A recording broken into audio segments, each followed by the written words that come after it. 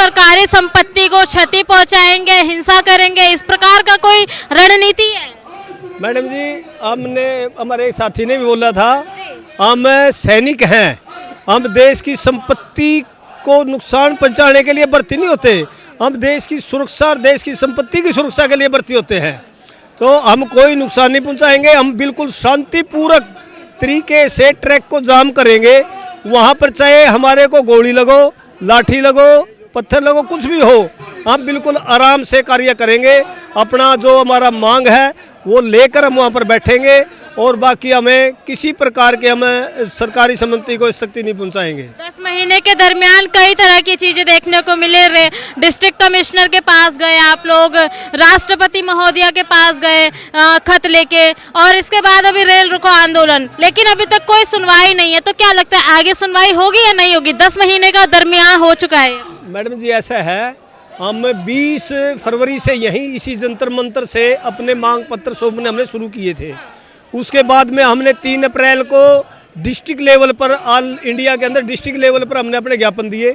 उसके बाद में हमने 30 अप्रैल को तहसील लेवल पर दिए। उसके साथ में हमने यहाँ पर हमारे साथियों ने रामलीला मैदान के अंदर भी रैली रखी, रिवाड़ी में भी रैली की, और हमने यहाँ जंतर मंतर से भी रैली निकाली है।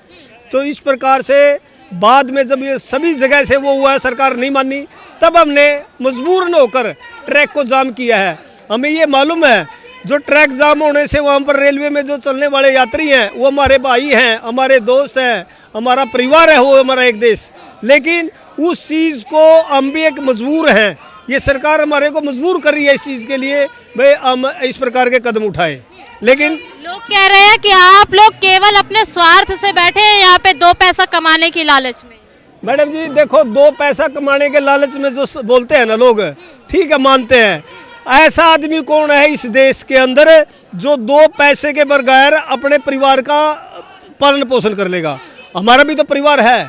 हम परिवारों को छोड़कर कम से कम 15 साल से लेकर 32-34 साल तक एक सैनिक बॉर्डर के ऊपर रहता है, उसका परिवार पीछे रहता है, उसके परिवार का जो पालन पोषण है ना, इस पेंशन के ऊपर ही है। और हम जो मांग रहे हैं ना, अपना हक मांग रहे हैं, हम किसी दूसरे का हक नहीं मांग रहे, बल्कि जो हमारा हक है एक जवान जैसी उसका, वो हक हमें छोड़कर एक ऑप्शन को दिया जा रहा है, बल्कि हम दूसरे का हक नहीं, हमारा हक मारा जा रहा है, इसलिए हम बैठे हैं। और बाकी कहने के लिए तो है भाई, कहीं पर बैठ जाओ, कोई उसको अच्छा भी बताएगा, बुरा भी बताएगा, बताते रहो, लेकिन हम किसी की बुराई के अंदर नहीं है, हम अपना हक मांग रहे हैं और अपने हक के लिए यहाँ पर बैठे हुए हैं। आरोप लगते हैं कि यहाँ पे आए दिन हजारों के चंदे कटते हैं धरने की आड़ में। मैडम जी, चंदा एक बताओ, हम अभी कैथल से चलकर आए हैं यहाँ, 1 मिनट सर प्लीज, कोई बात नहीं, हम कैथल से चलकर आए हैं, तो किराया भाड़ा तो लगता है। यहाँ पर भी ये साथी बैठे हैं, यहाँ पर दरी बिछा कर, तो ये भी थोड़ा बहुत तो खाना वगैरह भी खाएंगे, सब करेंगे। अगर कुछ पैसा हम अपने साथियों को यहाँ बैठने के लिए या किसी आंदोलन के लिए दे देते हैं तो कोई बुरी बात नहीं है, वो उसको हम बुराई नहीं कहते। और अभी तक हमारे से तो किसी ने चंदा मांगा नहीं, अभी तक 303 दिन हो गया, आज तक किसी ने हमारे से चंदा नहीं मांगा, भाई हमारे को चंदा दो, तो कौन कहता है?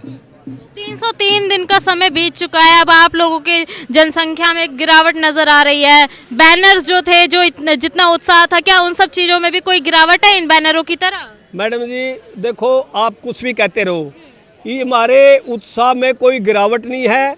सैनिक उसके बाद में जुड़े हैं हमारे साथ में, न कि टूटे हैं। वो अगर वो सैनिक हमारे से टूटते, भागते, तब तो हम ये मान लेते भाई हमारे से दूर जा रहे हैं, लेकिन नहीं, हमारे साथ में जुड़े हैं। सरकार बॉर्डरों पे तो जा रही है आपके पास सेना से मिलने, पर यहाँ की कोई सुनवाई नहीं कर रही है, ऐसा क्यों? क्या लगता है आपको? मैडम जी, वो बात है ना, दिखाने हाथी के दांत खाने के और होते हैं, दिखाने के और होते हैं। चौकीदार कहते हैं। देखो, हम हमारे माननीय हैं, हम कोई गलत लफ्ज़ उनके लिए नहीं बोलेंगे।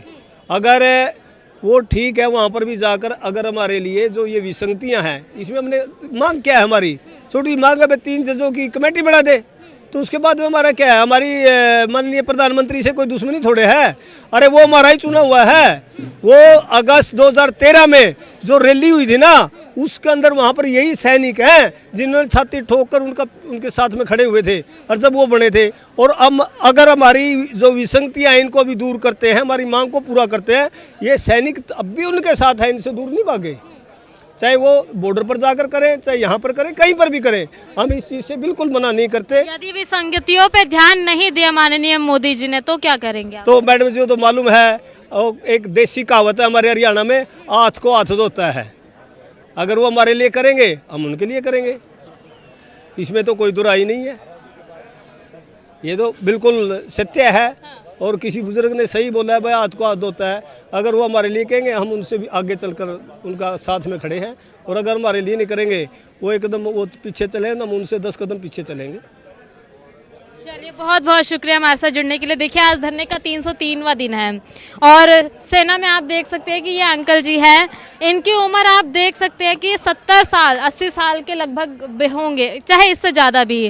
और इस बीच ठंड का समय आ चुका है दिल्ली में, यहाँ पे बैठे हुए धरना दे रहे हैं, लेकिन इनकी सुनवाई करने को यहाँ कोई नहीं है। 10 महीने का समय बीत चुका है, आज भी जस के तस यहीं पे है ये लोग। और चाहूँगी कि जी सर बोलिए। ऐसा है, आपने हमारे साथी का, ये हमारे बुजुर्ग साथी हैं, इनका सो दिया, लेकिन हमारे जो ये सबका का आपके सामने बैनर लगा हुआ है ना, इनके हमारे एक मेन हीरो हैं जो कि 93 साल के हैं, और उन्होंने 25 जनवरी को इतनी ऊंची उसके ऊपर टंकी के ऊपर चढ़कर एक उस उत्साह का परिचय दिया था, जिसको देखकर हमारे जो देश के पूर्व सैनिक है ना, उसके बाद में उनके अंदर इतना उत्साह है। भाई हमारा बुजुर्ग एक 93 साल का जो बुजुर्ग है वो इतनी ऊंची टंकी पर हमारे लिए चढ़ सकता है, तो हमारे को भी अपने काम के लिए आगे बढ़ना चाहिए। ये एक चीज़ का एग्जाम्पल है जो दिया गया है, तो ये उत्साह नहीं कम है। प्रगट सिंह जी, जो सूबेदार प्रगट सिंह जी है, उन्होंने वो दिया, एक परिचय दिया पूरे देश को और पूरे देश के सैनिकों को। उसके बाद में पूरे सैनिकों में पूरा हौसला है, अफजाई है। और 1 तारीख को आप देखना हर जगह पर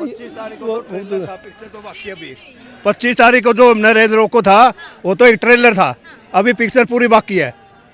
पिक्चर में क्या होगा? पिक्चर में देखना क्या होगा। 1 तारीख को रेल रोको करेंगे, हम सब ट्रक को जाम कर देंगे। अच्छा। हाँ, सरकारी संपत्ति को तो नुकसान नहीं पहुंचाएंगे? करेंगे, नुकसान नहीं करेंगे, बिल्कुल मैडम शांतिपूर्वक करेंगे। सेना के मतलब लिमिटेशंस में रह के सरकार को दिखा देंगे सरकार को, बिल्कुल है। हम क्या है सरकार को भी दिखाएंगे मैडम जी, सेना का डिसिप्लिन क्या होता है। हमने अभी तक भी डिसिप्लिन में रहकर कार्य किया और आगे भी डिसिप्लिन में रहकर काम करेंगे, बिल्कुल कली रेस में कोई दो राय नहीं है। चलिए, देखिए ये हमारे साथ कुछ पूर्व सैनिक थे। 303वां दिन है और आज आपने इनकी बातें सुनी है, उत्साह देखा है। 10 महीने का समय बीत चुका है लेकिन अभी तक कोई सुनवाई नहीं है, कोई कैबिनेट मंत्री नहीं आए इनके पास, कोई मंत्री संतरी कोई भी यहाँ पे नहीं है इनकी सुनवाई करने के लिए। आप एक बार यदि आपके पास वीडियो पहुंचती है माननीय मोदी जी, जैसे आर्टिफिशियल इंटेलिजेंस की वीडियोस आपके पास आ रही है, तो एक बार इनकी वीडियो भी देखिए और जानिए इनका क्या दुख है। बॉर्डर पे जाने से अच्छा एक बार इनसे भी मिल लीजिए और वीडियो को ज़्यादा से ज़्यादा शेयर करना ना भूलें। बहुत बहुत शुक्रिया हमारे साथ जुड़ने के लिए।